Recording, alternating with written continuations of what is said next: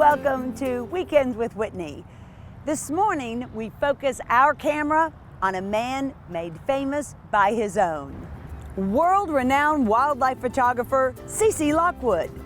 His breathtaking pictures have exposed Louisiana's treasures and perils like nothing else.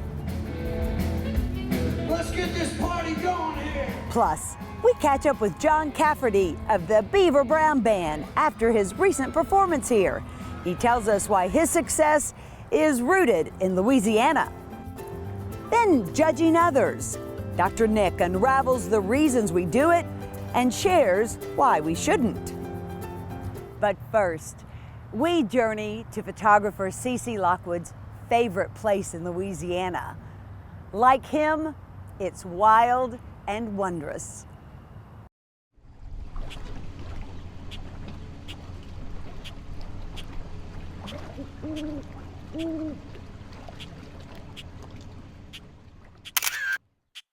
This is one of CC Lockwood's finest hours.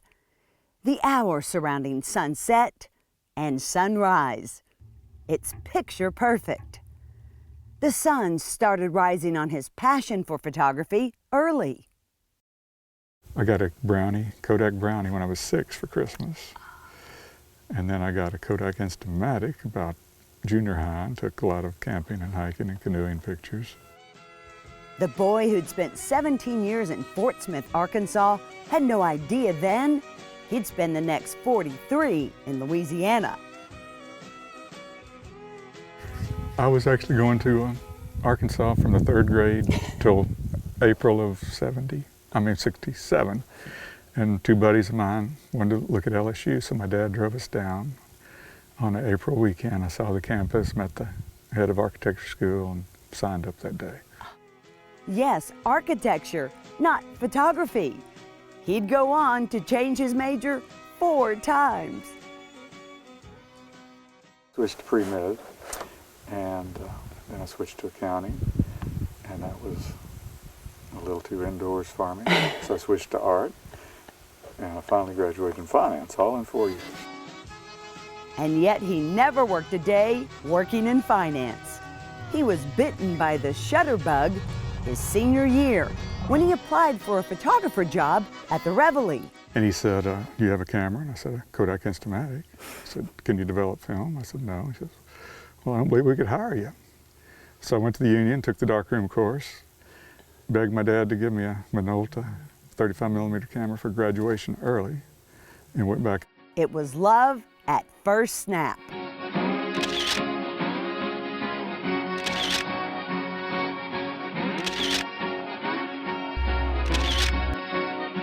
It was really good training because they published a paper every day and I had to have a picture in it. So I shot, developed, published, and so it was quick training. I thought I was an expert by the end of the summer. And 40 years later, what do you know? I'm still learning. I finally figured out I'm still learning. 4 days after graduation, CC headed to the Rocky Mountains to join his friend Marty Stouffer, a budding wildlife filmmaker. Marty would later create and host his popular PBS series, Wild America. I'm Marty Stouffer. Even as a kid growing up in rural Arkansas, I was interested in photography. To me, it was some sort of magic.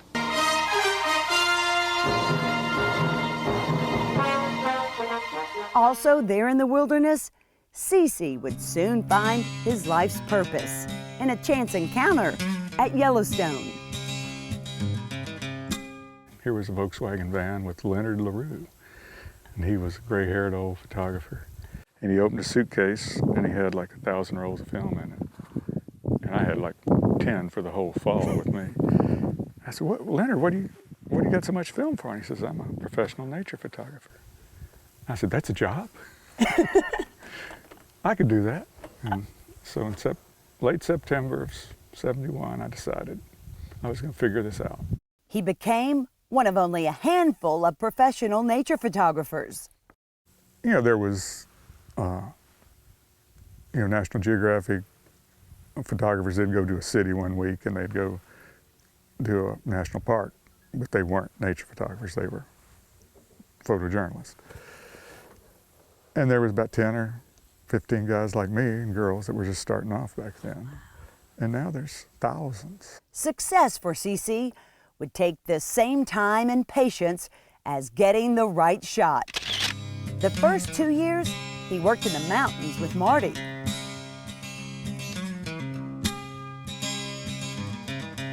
And first on bighorn sheep and then on endangered species. Luckily, expenses were low. Gas was 30 cents a gallon, and most nights they slept in a tent. He shopped his photos to magazines, but it was a year before he ever got one published. 2 years before he sold one in a gallery. Then, a picture agent called, wanting to buy a photo of the Atchafalaya Basin. CC didn't have one. He'd never taken pictures there. But it intrigued me. So he set out in that direction.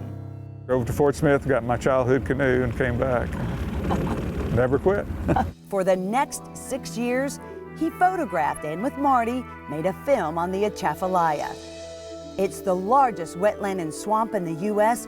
with 1,400,000 acres. It's nearly 20 miles wide and almost 150 miles long.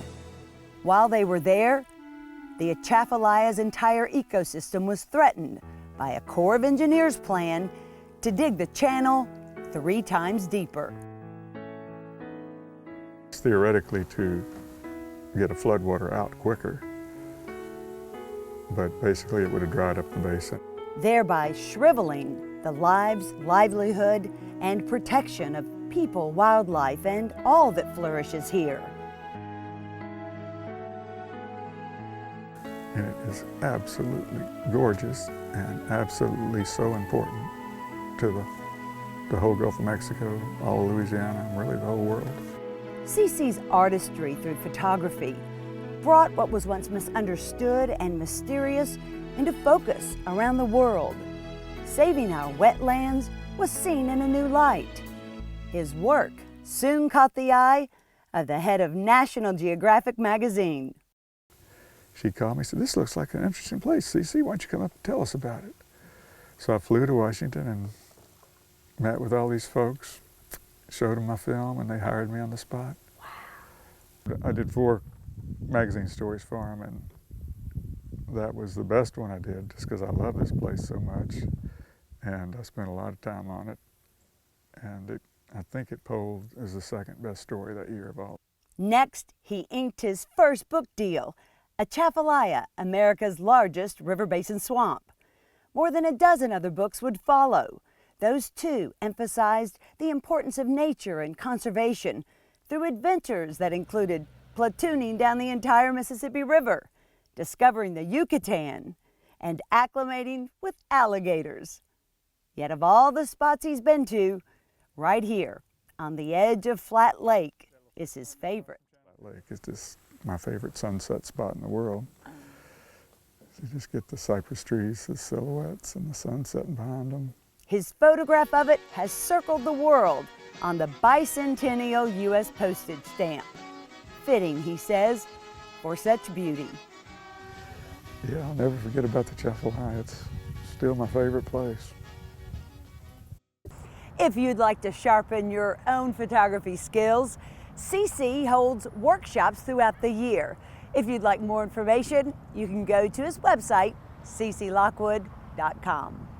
And still to come, John Cafferty of the Beaver Brown Band, bringing his voice to South Louisiana to lift our spirits. Why he says this is one of his favorite places to play. Then DR.NICK examines the pitfalls of judgment and how to break that habit as Weekends with Whitney continues. Maggio, the only way to go. Maggio Buick GMC, your satisfaction's our specialty. We really deliver on Falls River, here in New Roads. Small town atmosphere, legendary service for over 60 years. Maggio, the only way to go. The only way to go, that's Maggio. 9-time winner of the prestigious Buick GMC Mark of Excellence Award. Welcome back to Weekends with Whitney. Louisiana has been the backdrop and the inspiration for music around the world. You're about to meet one rock and roller who says it's why the beat goes on.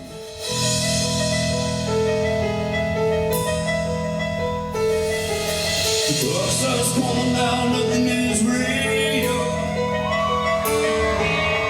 You'll never know just how I feel. She walks like a dream. She gave me a grin to make me feel so mean. I'm singing for my love is blowing. Slip through the night, so you cross that line.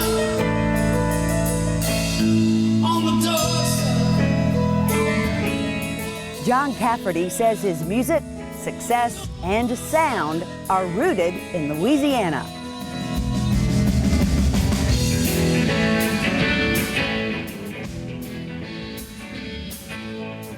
You know, this is where it all comes together. I mean, this is the integration that, you know, this is rock and roll, R&B, this is black and white, this is heart and soul. His rock and roll career now spans more than 50 years. It started at 13 with a few friends.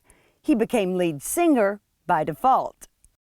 I ended up being a lead singer only because, not because I wanted to sing, but because I couldn't play the guitar as good as everybody else could. So, you know, nobody wanted to be the singer. Really? Yeah, no, well, it was like, you know. But the singers get the chicks. We were 13. We didn't, you know, we didn't really know. Whoever could play guitar good got to stand back. So, yeah, and the guy that couldn't play as well had to be the lead singer. I love that you didn't have to be the best singer. The worst guitar player. Still not the best singer and still the worst guitar player. Few would agree. His band, John Cafferty and the Beaver Brown Band, got rolling, playing in Rhode Island bars in the 70s. But they became an international sensation in the 80s when musician and movie producer Kenny Vance handpicked them to sing the score in Eddie and the Cruisers. John didn't play Eddie in the movie, Michael Paré did.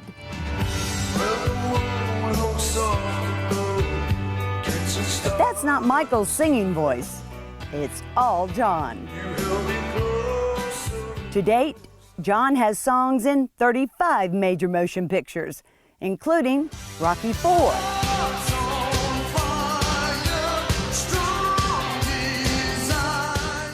And Something About Mary.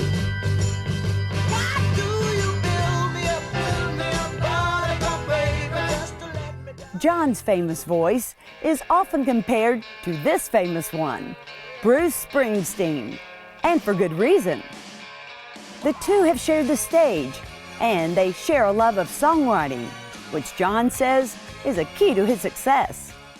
We needed songs to play, so I learned very early on that it was good to be a songwriter. It was good to be the guy who made the stuff up, so I concentrated on being a writer, and because I was a writer and developed my talents in that way, I got to play with really great musicians. Didn't make me a better singer, but I only had to sing the songs that I could write, that I could make up, so I didn't have to put the high notes in. His music struck the right chord in the rock and roll world. Fans still flock to see them in concert. John connects with them, literally.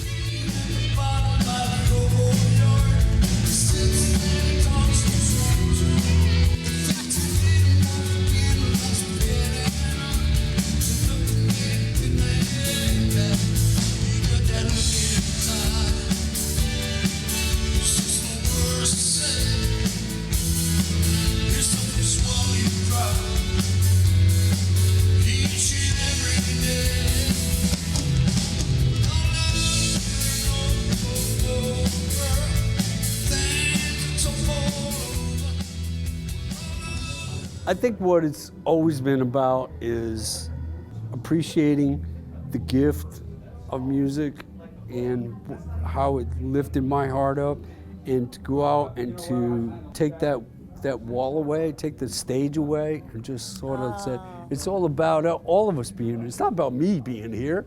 You know, I'm just a guy from Rhode Island. I'm coming down, I'm playing 3 chords, and you know, I'm playing a song that maybe you know or maybe you don't, but it's really all about all of us showing up tonight. After his recent performance here in South Louisiana, he said audiences just don't get better than here.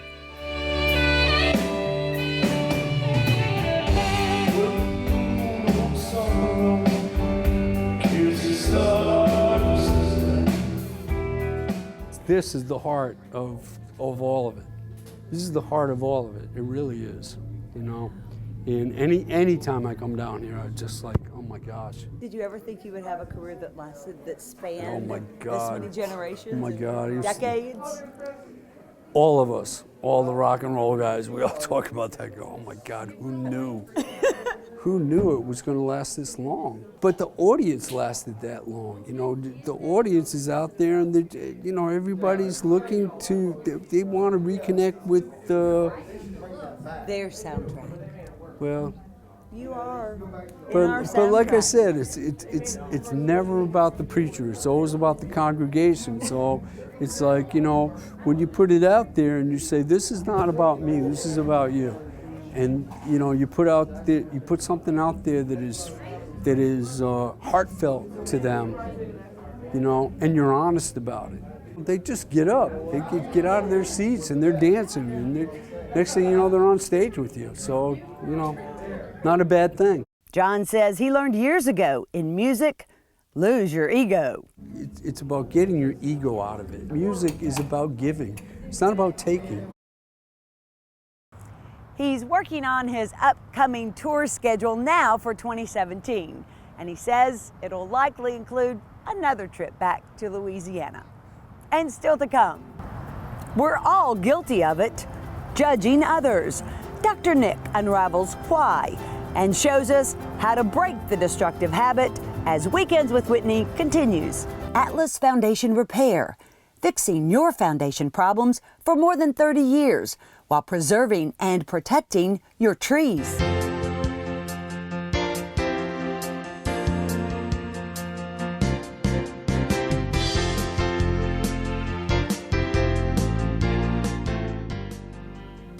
Do you ever feel like you've been judged harshly by someone, or perhaps that you're too judging in your own life? DR.NICK joins us with that this morning. Good to see you. It's good to see you too, Whitney. Judgmentalism, it's nothing that really that we like in each other, and we certainly don't like to be judged. So why do we do it? And think about how we value being non-judgmental. I mean, we hear it, we preach it.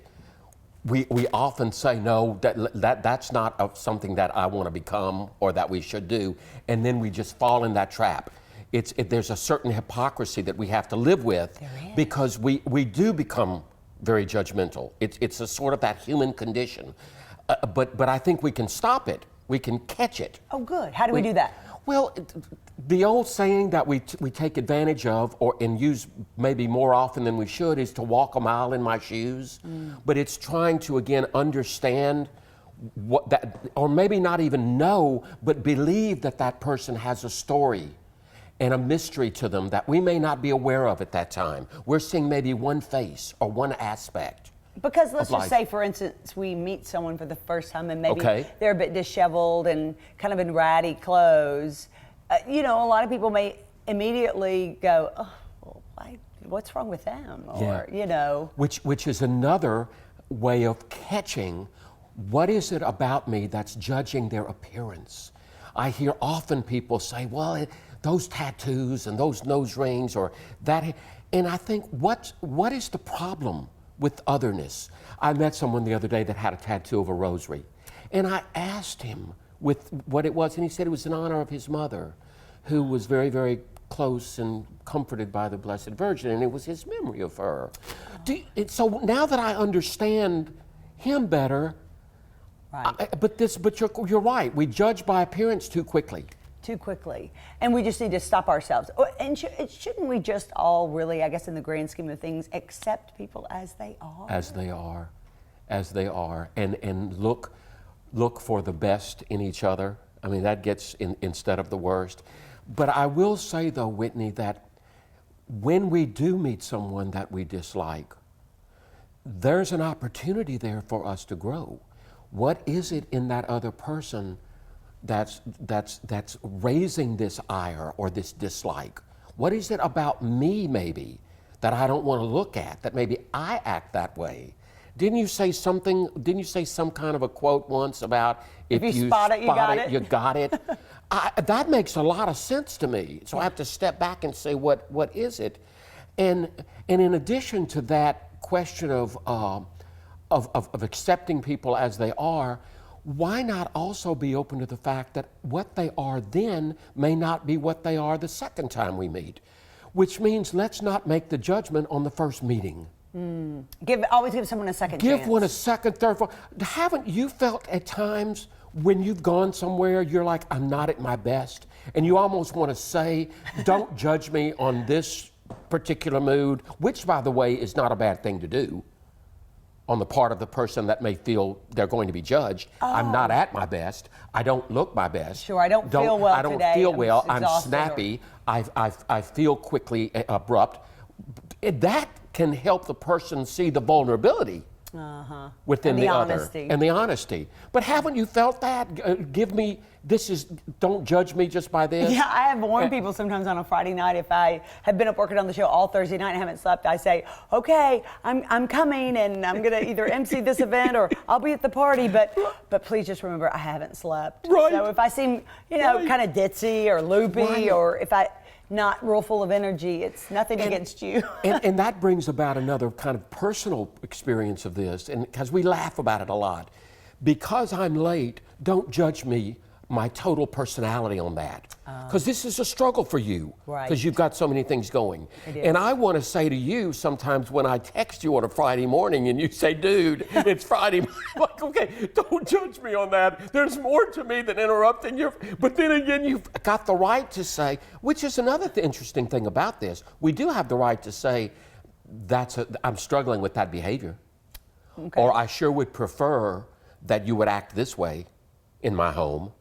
Right. Instead of closing people out, we can make a request of behavioral change. That's a nice way to do it. Like, yes, I feel like you're really short with me right now. Have I done something, or what's going on? Yes. Again, we always want to internalize it, right? We want so- to think it's about us, but a lot of times it's not. And again, let's take the whole notion of gossiping. We're together with people, and I just feel like we're gossiping, and that's not who we are. Or that's not what I want to become. Could we?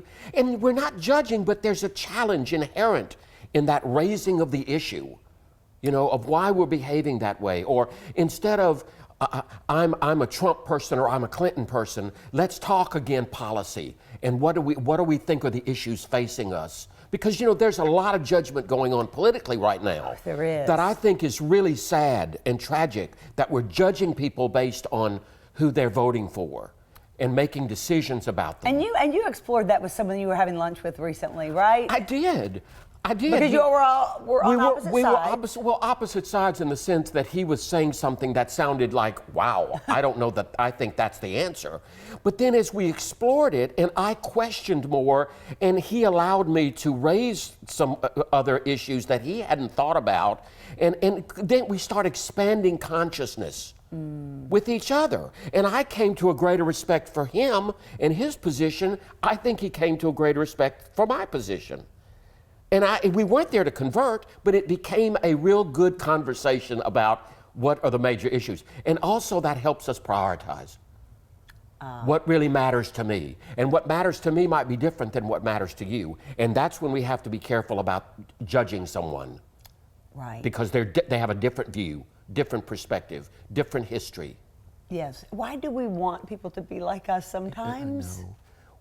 Why? I know. The whole thing of cloning would be so boring. I hate that world. Yes. And so, well, you know how fascinated I am with the otherness. I mean, which is why I love to travel. I just love to meet all sorts of cultures and religious experiences and people who maybe value something that I'd never thought of that was valuable. Yeah, I saw a girl with purple hair the other day. And I thought, Well, that is not anything I would ever do or could do. I don't even have that much self-confidence.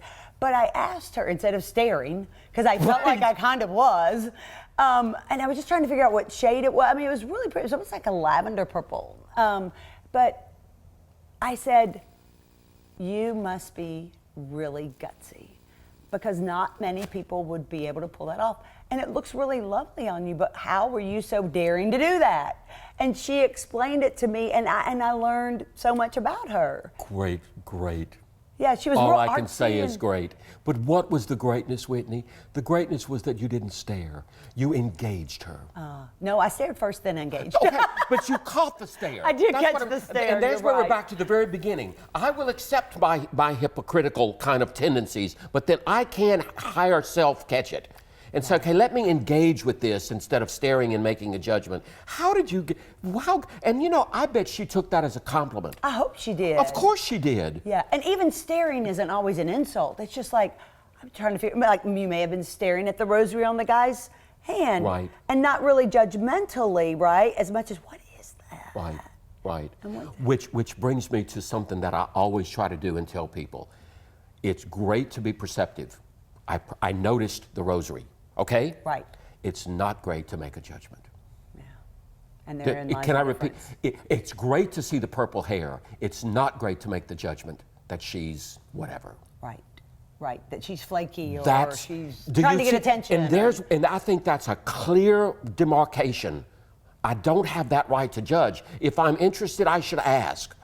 Try to figure out, you know. And but by the way, I do want to just quickly. There are some times when I feel like I don't really care to be around this person.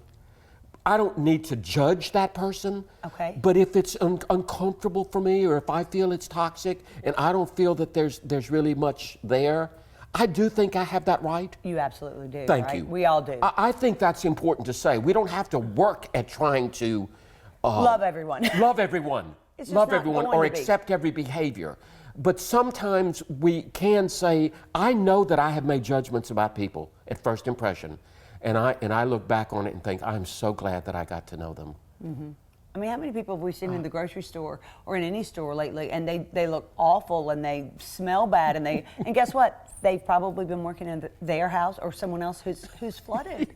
They're much more noble than I am at the moment. If I'm all dressed up, I probably, you know. One of these days, I'm going to come by here on a Saturday morning on my way to the grocery store, and we're going to let people see what I look like. I have to wear sunglasses. I don't want anybody to say, are you on week? Are you the one? Dr. Nick. But then again, part of that also is that I have to be careful to say, I'm going to the grocery store, I don't care. Right, And right. if you need to judge me, you're free to do that, which is another wonderful approach. I can't be concerned about what other people say. amen. I'm not going to let people talk about others, because that's your issue with that You're person. It's brilliant not at that. mine.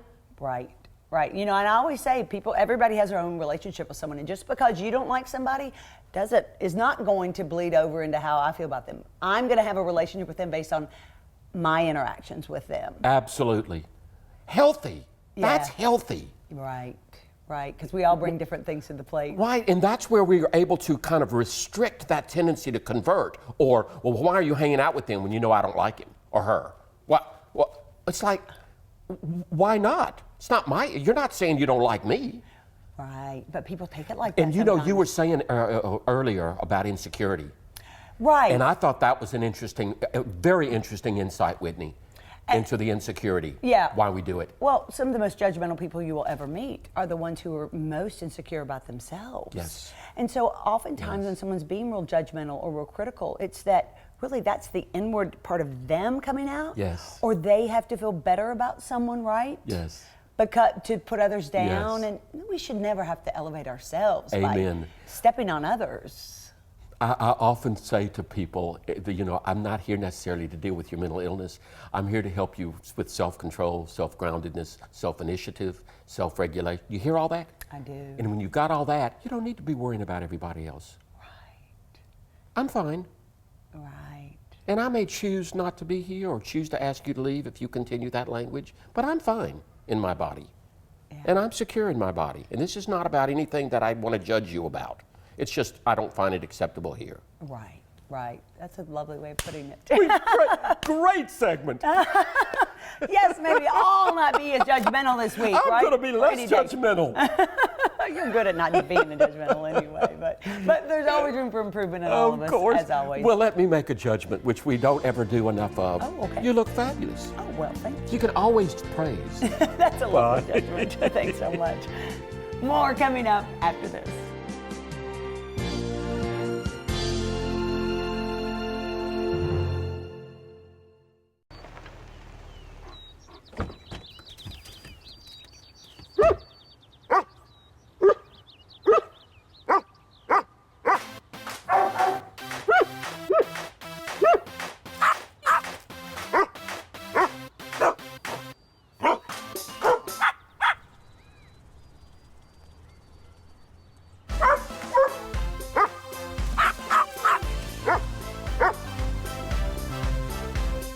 Thanks for sharing part of your Sunday with us here on Weekends with Whitney. Hope to see you back here again next week. Until then, you can follow us on Facebook, Twitter, and Instagram. This morning, we leave you with more of the intrinsic beauty of the Atchafalaya.